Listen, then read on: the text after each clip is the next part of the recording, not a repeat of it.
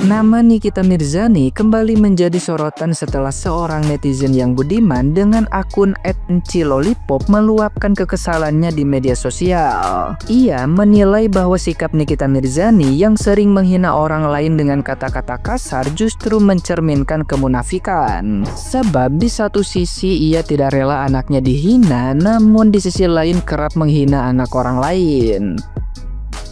Menurutnya, Nikita Mirzani tidak menunjukkan penyesalan meski sudah berhadapan dengan masalah hukum. Seolah tidak belajar dari setiap musibah yang datang silih berganti. Netizen yang berbakti tersebut juga mengingatkan bahwa perkataan buruk bisa menjadi bumerang bagi pelakunya.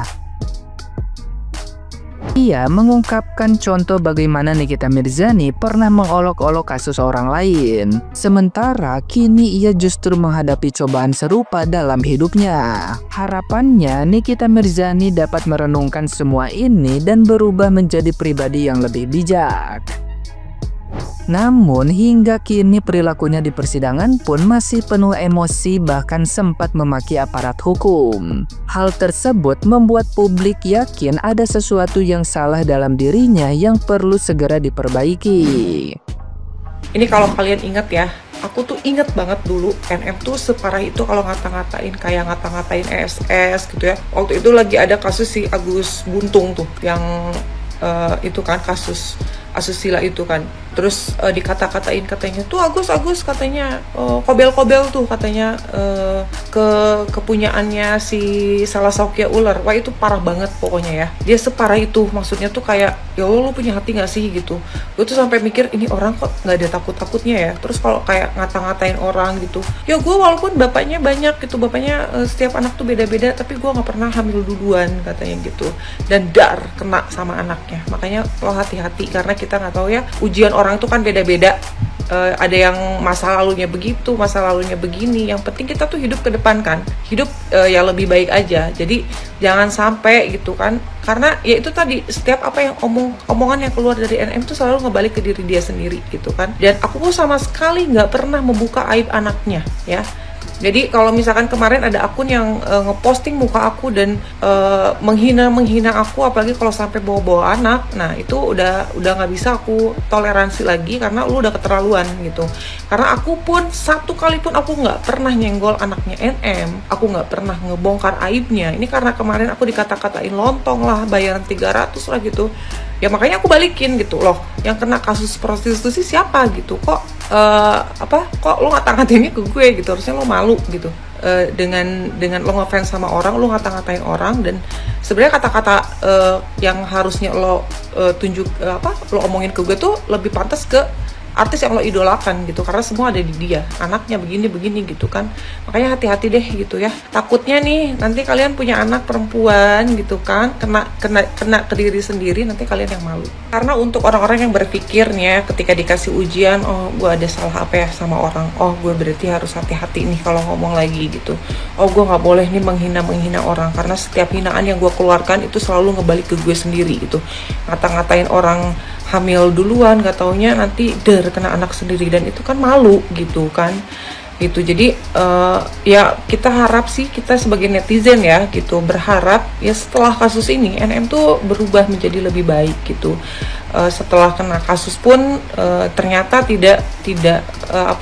tidak menurunkan rasa ego di diri dia gitu. Bahkan beberapa kali persidangan pun masih suka teriak-teriak, maki-maki orang gitu, bahkan menghina JPU gitu. Jadi kayak wah, kok ini udah segini aja tuh nggak cukup untuk teguran untuk dirinya sendiri gitu. Berarti ada yang salah dengan hatinya, karena kalau orang udah ditimpa dengan musibah, anak begini, ini begitu, itu kayak wah, ini ada apa yang salah dari diri gue gitu. Wah, gue pernah nyakitin hati siapa nih ya. Pelan-pelan kayak berani kayak lo minta maaf gitu, kayak oh gue mungkin pernah menghina orang gitu. Ada orang yang sakit hati karena gue gitu.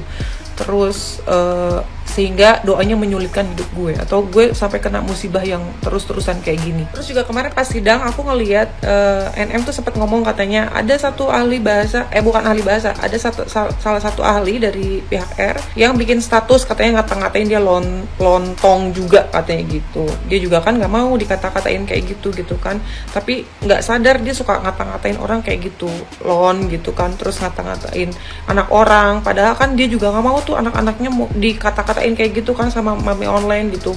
Nanti udah gede anaknya katanya jadi cong gitu kan, nggak mau kan gitu ya. Sama lah, orang juga nggak mau gitu, apalagi kalau dia ngata-ngatain kan bebas enaknya dia kalau ngata-ngatain gitu, tapi dia nggak mau digituin gitu kan, karena sakit hati juga kan gitu ya, gitulah. Tapi ya aku sih nggak terlalu ini ya, karena aku juga dengar kabar dari temen aku, katanya postingan dia udah dihapus. Jadi dia posting muka aku, ngata-ngatain aku dengan kata-kata hinaan yang luar biasa, tapi udah dihapus katanya gitu ya. Udah syukurlah, karena aku udah ngingetin ke dia gitu, jangan sampai membahayakan diri lo sendiri gitu. Kasian, lo harus kasihan sama diri lo sendiri. Oke, lo kasihan sama artis yang lo idolakan gitu, tapi lo harus lebih kasihan sama diri lo sendiri gitu. Karena kalau lo kenapa nggak ada satupun yang bisa nolongin lo gitu ya. Terbukti NM aja gitu, mau circle-nya segitiga bermuda gitu, gak ada tuh yang bisa ngeluarin dia, yang bisa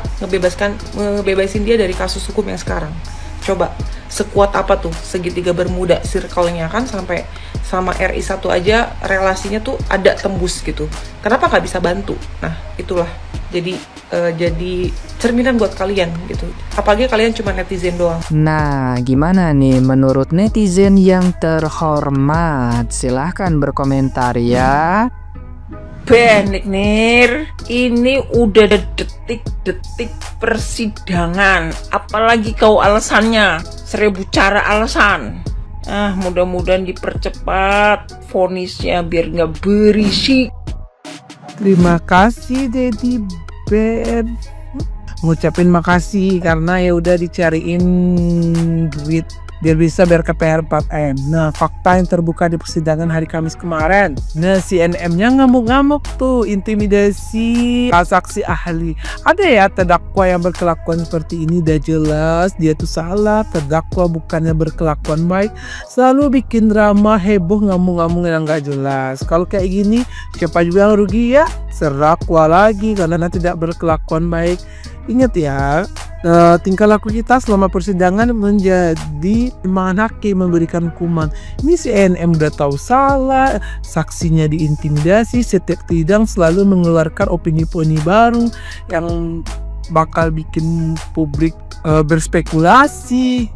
Kalau gue jadi NM udah tau kayak gini ya udah dah, bukti udah terpampang nyata. Buktinya ketika dia mau dipecat lanjutannya sama JPU, dia mau, dia marah-marah nggak mau karena takut kedoknya terbongkar. Nah, udah kejadian case kayak gini kalian masih ngebela si NM, udah jelas dia salah, udah jelas bukti pemerasannya, sampai dia berterima kasih loh sama dokter O karena udah dicariin duit 4 miliar untuk bayarin KPR-nya dia.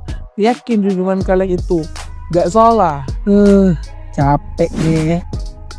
Saksi ahli PPATK menjelaskan bahwasannya uang hasil pemerasan yang dilakukan oleh terdakwa harus dikembalikan kepada korban, yaitu Dr. Reza Gladys. Ahli tindak pidana pencucian uang Muhammad Novian menegaskan bahwasannya uang senilai 4 miliar yang diperas oleh terdakwa haruslah dikembalikan kepada Reza Gladys sesuai dengan hukum yang berlaku. Hal itu disampaikan oleh saksi ahli TPPU pada persidangan Kamis 11 September 2025 saat dihadirkan oleh pihak jaksa penuntut umum. Lebih lanjut disampaikan oleh Muhammad Nopian sebagai saksi ahli PPATK terkait dengan pengembalian uang hasil pemerasan senilai 4 miliar itu harus dikembalikan kepada Dr. Reza Gladys mengacu kepada Undang-Undang Nomor 8 Tahun 2010 tentang Tindak Pidana Pencucian Uang atau TPP. Gampang banget ya guys, kalau kita itu tahu seseorang ini tulus atau enggak sama kita. Lihat aja, ketika kita tidak bisa memberikan apa yang dia mau, apakah dia masih stay atau dia kabur dari kita. Kalau kita berpihak pada orang gitu ya, berdasarkan kebenaran gitu ya, berdasarkan fakta, berdasarkan hati nurani, kita itu tidak akan gampang berpindah. Kenapa? Karena kita tahu kebenarannya seperti apa, faktanya seperti apa, kita mengikuti hati nurani kita. Jadi ya guys, kalian tuh bisa lihat kan kenapa dia gampang sekali untuk berpindah. Karena dia itu tidak memakai hati nuraninya, dia tuh tidak melihat fakta-fakta yang ada. Yang dia mau ketika dia berpihak sama satu orang, dia itu juga mendapatkan keuntungan dari membela orang tersebut. Parah sih.